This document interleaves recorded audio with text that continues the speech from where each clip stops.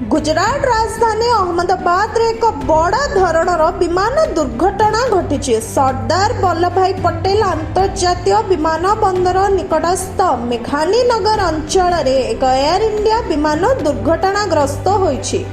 Report अनुसार विमान रे 242 जन यात्री थिबा जणा पड़िछि। एयर इंडिया रो एक विमान जली जाइथिबा जणा पड़िछि। टेक ऑफ समय रे एही बड़ धरणर दुर्घटना घटी। फल निआरे आकाश धुआमय होई उठिछि।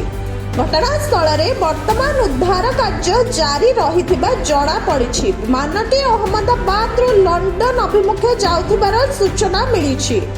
तेरे दुर्घटना रे केते क्षयक्षति होईछि ताहा एजाए स्पष्ट होई नाही। सबुठु बड़ कथा हेउछि एही विमान रे गुजरात रो पूर्वतन मुख्यमंत्री विजय रूपाणी थिबा कुहा जायछि। से झियो को देखा करबाकू लंडन जाउथिले। इंजिन रे वैषयिक त्रुटि कारणरू एते बड़ दुर्घटना होइथिबा कुहा जायछि।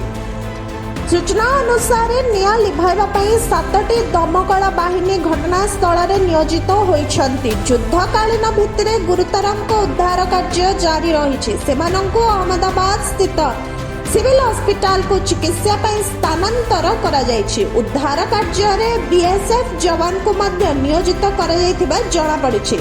सेबडे गृह मंत्री अमित शाह गुजरात रो मुख्यमंत्री सहित कथा होइछन्ति।